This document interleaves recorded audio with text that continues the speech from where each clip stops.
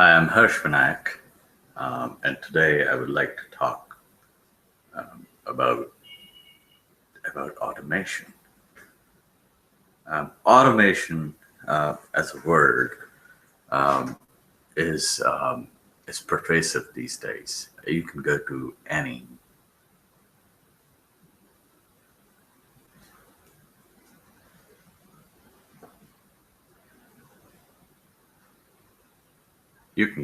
any conference anywhere, and it's just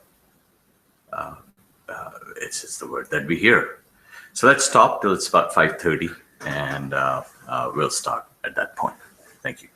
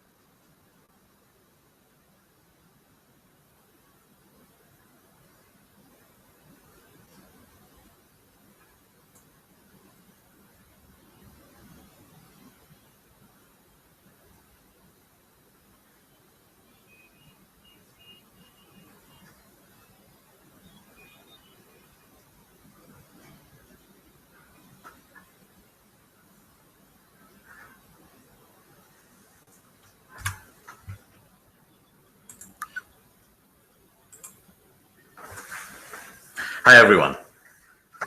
Good evening. My name is Harsh Vinayak, and today I would like to discuss a little bit about automation. Automation, I'm sure anyone who has attended seminars, lectures, panel discussions, and I held one the other day, has heard that automation is coming. Automation is here. Automation is going to change our life. Automation is going to take our jobs away. Well, let's talk about it a little bit. Automation is not a new word. Automation is not a new word. Automation has been around since humankind has been around. In fact, the first tools that we made was a form of automation. From the stone tools to metal tools, metal age was an automation. I believe the single largest, or I would say important, automation period in the history of mankind was in the 18th and or later 18th or 19th century, where we went on this industrial revolution. So really what happened? What is industrial revolution? What happened was that technology gave us ways and means of harnessing energy and power other than biological power. And by biological power, I mean horsepower or human power. Earlier on, while the biological power was harnessed to make products, to deliver services, for example, in the textile industry, the hand loom, all of a sudden, with the advent of machines and the advent of water power, steam power, which was really a game changer, technology gave to automate the production of goods, the providing of services. And that was transformation. And that transformation was brought about disruptive technology. Disruptive technology is exciting, but it's also scary. isn't it? In fact, there's a story about it. So during those days, early industrial revolution era, one of the inventors of looms, of machine looms, went to the Queen and presented his invention, just like we do it, patents, asking for funding. So he presented this great invention, the machine loom, which could do the work of hundreds of folks in one go, cheaper, faster, more accurate, better quality, all the good things that you would expect from a product. But you know what happened? Queen looks at it, says, wow, this is great. But you know what? I'm not going to fund you. I'm not going to fund you because it's going to take jobs away. Hundreds and thousands of jobs away. So it wasn't funded. But it didn't stop the invention. It did not stop technology. Eventually, economic pressure caught up. Looms, hand looms were converted to machine looms. Human power was changed for steam power, and we embarked on this journey of industrial revolution. It was automation in its true sense. So automation is not new. Automation has always been with us. What's changed, though, that in those days, in the Industrial Revolution, the automation was on the mechanical front. Now it's on the cognitive front.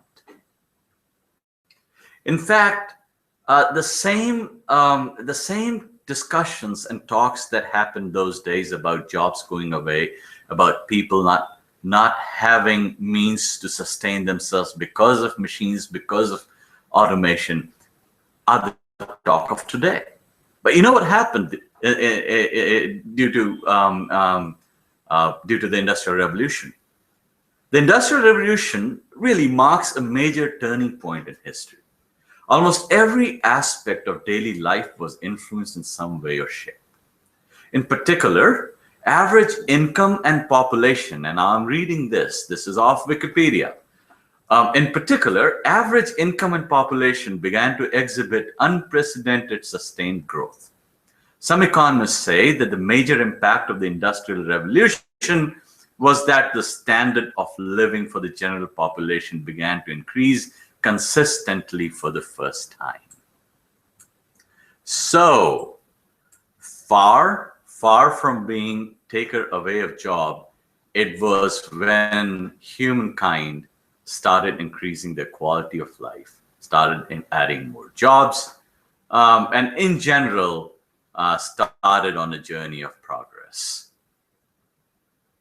Times have changed. 2-3 centuries later, we are the same. Still a little scared, a lot excited about new things, about disruptive technologies.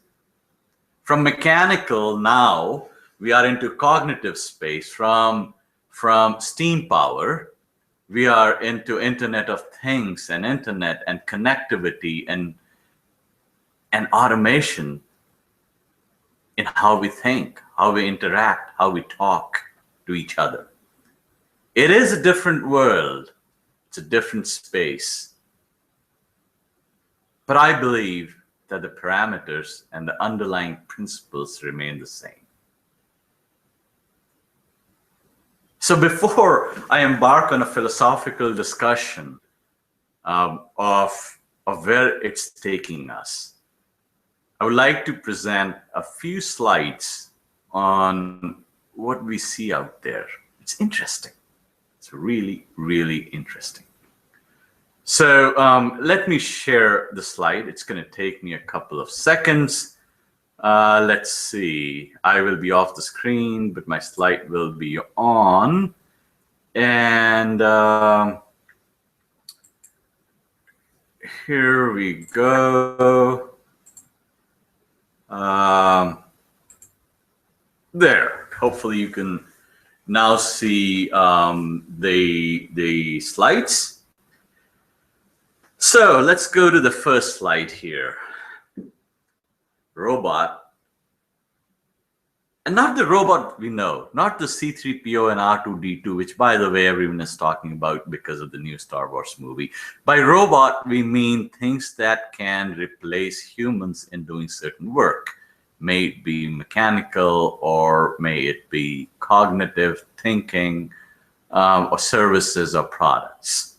So robots will definitely touch every aspect of our lives, be it construction and building. And not just touch, it is touching. Be it energy and utilities, metal and mining, apparels. Oh, apparels going back to the Industrial Revolution, the loom days. Retail, the Flipkarts of the world. Finance. We do not need to go to anyone to get a loan. A robot sits in the background taking our data and approving us. Robot is control of our lives, it seems. Tourism, government, packaging, automotive, big time. So automotive, I believe, was what changed the world of mechanical robots. When I was in IIT Kanpur 30 years ago, certainly 25, we just started learning about how do you really program a multi-axis robot. Well, today it's ubiquitous. In fact, Tesla, if you go to the Tesla factory and look how the cars are being manufactured, there's just one engineer in the whole building, whole large factory, and he's not a production engineer. He is a programmer. He's there to see that the robots are working fine.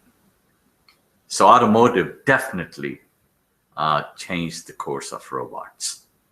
Manufacturing, electronics, I mean, really, truly, the miniaturization that we see up to the nano scale is absolutely not possible if it weren't for robotics. Healthcare. Healthcare is being affected by robotics in a way which has been unprecedented. Microsurgeries are being performed by robots that would not have been possible earlier on. So it's inescapable that robots will touch every aspect of our lives. Let's change slides a little bit. So here I have collected from several sources anecdotes. So consider this. Google's voice recognition technology improved from 84% in 2012, merely 2 years ago, to 98% accuracy today. I believe 98% is about the accuracy that we as humans have, really. We make mistakes in listening to the others, sometimes more. In fact, personal example, I mean, if you had talked to Siri a year back, Siri always, it did not recognize Indian accent. Perfect. So in 2 years, technology has changed enormously, and that's a robot. That's automation. IBM Watson. IBM embarked on this project to build a cognitive computing a few years ago, and they named them Watson. Watson today is, through its algorithm, able to detect early stage lung cancer with 90% accuracy compared to highly experienced human doctors. Doctors only have a track record of 50%. Does that mean Watson's going to replace the doctor? Food for thought. Or does that really mean doctors are going to be augmented by Watson's intelligence? Something to think about. Facebook reported in a peer-reviewed paper that technology can now recognize faces with 97% accuracy. I will put forward on the table 97% accuracy is much better than you and I can recognize faces from memory. This is amazing. According to Gartner, by 2018, 30% of our technology interactions, our interaction with technology, be it phone, be it our fridge, will be through conversations, not keystroke, not touches, not pens and styluses, but through conversations with smart machines. That brings me to the center part of this slide. Take a look at that graph. The y-axis on this graph shows the number of total devices that are called IoT, Internet of Things, devices that are connected to each other. It can be, for example, your temperature sensor in the home, thermostat sensor, or it can be, let's say, the refrigerator or the alarm clock or your cell phone or the machine that in automated homes now control the lighting, the shades, the curtains. So those the number of these devices that are proliferating our world today. X-axis, of course, is the year. Now, 2014 and 15 are estimates where 14 is gone, 15 is gone. We hit the estimate. If you look at it, in 2015, there were upwards of near about 5 billion of these devices. Now, remember, connected devices, they talk to each just like we humans do. Next year, it's going to be about 10 billion of these devices that are going to talk to each other, independent of us. There will be more of these devices talking to each other than human beings on this planet. Are we now in the age of robotics? Is this the age where humans become extinct? Again, something to think about, discuss, and we'll do that towards the end of this lecture. Yeah. All right, some other things, drones, and more drones. We see drones everywhere. Drones are taking over from delivery of articles to surveillance, to bringing in equipment for medical emergencies, taking dangerous jobs in nuclear plants on our borders, keeping us safe. 2025, the vehicle, automobile, will be sophisticated enough to configure itself to a driver and another occupant. It will be able to learn, heal, drive, and socialize, talk to other vehicles and its surrounding environment. To some extent, the airplane does that today. Our modern aircrafts are highly automated. They do this today. And pretty soon, our cars will be doing the same. Is the driver extinct? Is it going to give us more time to do our work that we are wasting today in driving? Or is it going to take over our lives? According to Gartner, by 2018, the total cost of ownership of business operations will be reduced by 30%. 30% of our cost of doing business in next 2 years, 3 years will be reduced through the use of smart machine services. I mean, the question really is, where is it taking us? Let's go to the next slide.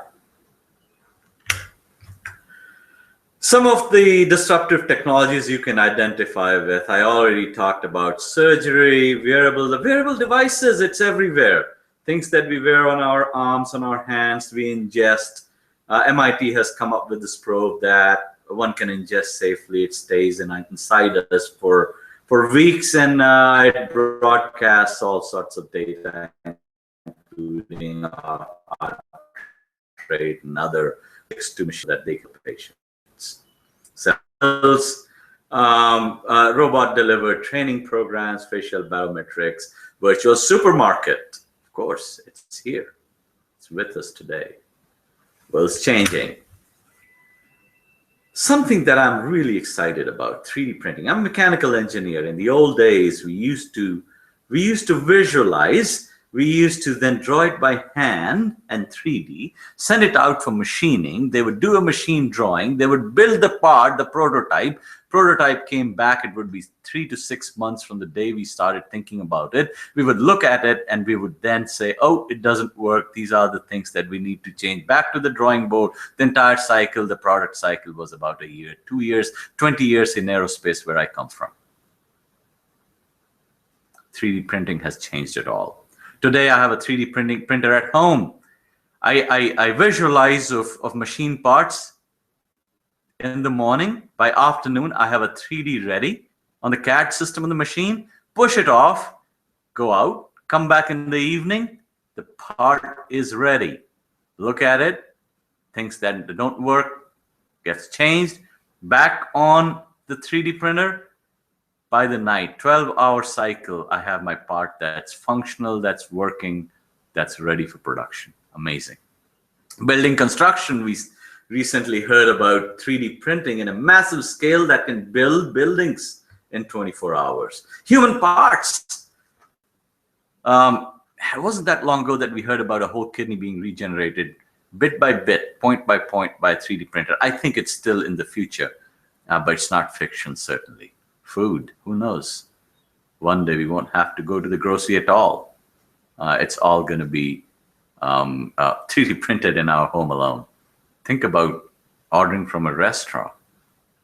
Boy, that would be easy. No delivery boys.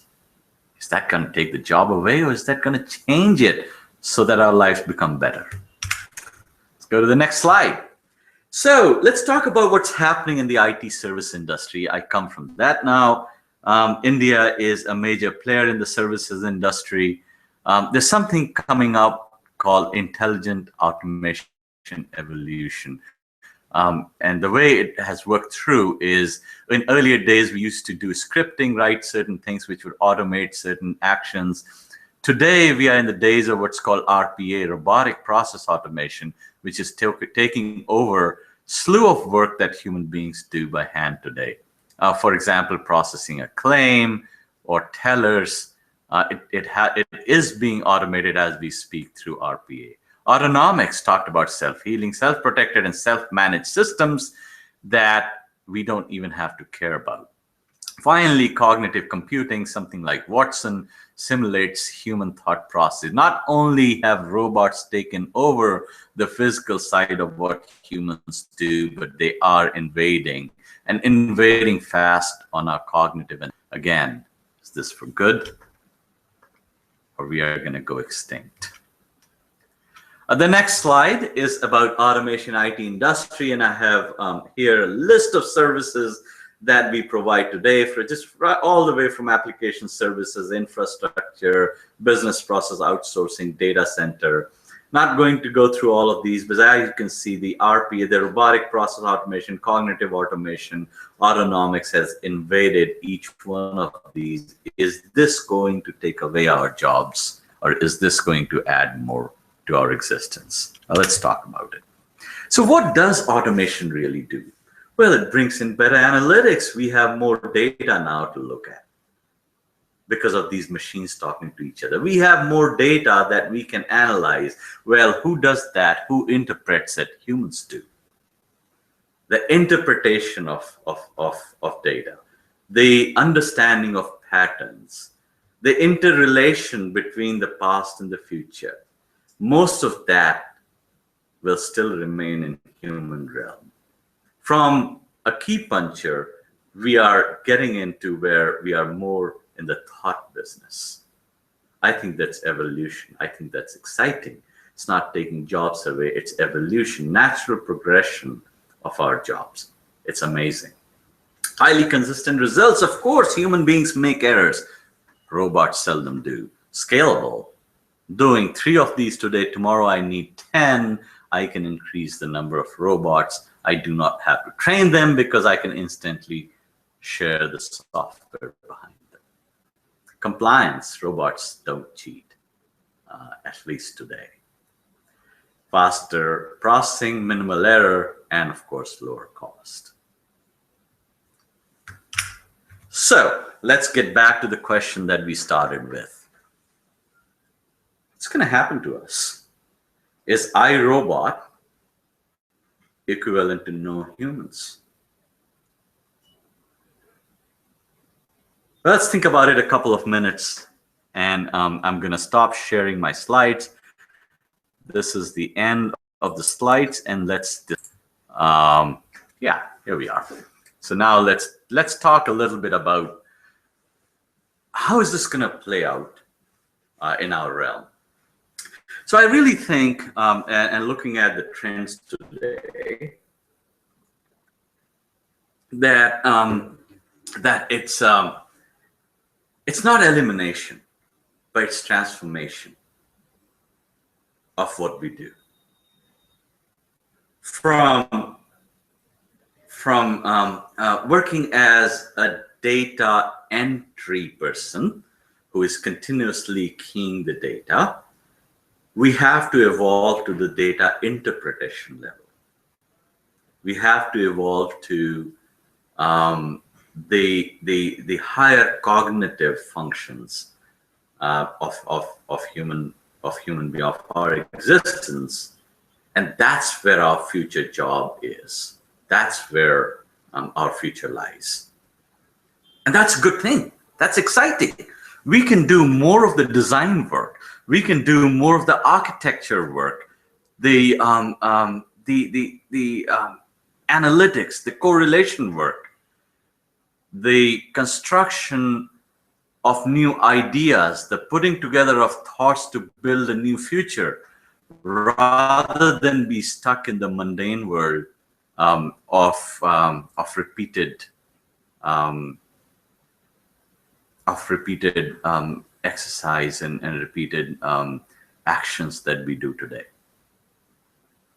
I think it's amazing. Future indeed is going to be changed by the disruptive technologies, and we call it automation. It has always been automation. That's not changing. What's changing is the pace and the domain. It used to be in the physical world. Now robots are invading in the cognitive world. We better be smarter than them, and we are. Of course, we are creating them. So if I summarize it, robotics, and not just robotics, and as I said, it's not C3PO and R2D2. Robotics in its true sense doesn't have a body. It's a self-thinking, self-administered automaton. It's whether it be a software, whether it be a hardware that helps us do the work that is by rote, is difficult, is dangerous. We might as well not do it. That's what robots and automation is taking over and leaving us room to look in the future and perform the higher cognitive functions. So we are almost at the end of the hour, and I will leave you all with the thought that transformation is inevitable. Automation is upon us. It's the age of the robots and humans with higher cognitive skills. It's our choice, and really the choice of every corporation in this world, every organization, every country, every human being. It's our choice whether we ride the wave and come up in front of it, or we let ourselves drown. Thank you. It's a favorite topic of mine. It's been a I hope it's been a good half an hour for you. Hope to see you all in future. Talk to you again. I'm sure you can submit questions to the university. Would be happy to interact. Would be happy to get together one-on-one to talk about it. Favorite topic as a technologist, as an inventor, I love disruptions. It's inevitable. It's part of our life. Thank you and goodbye.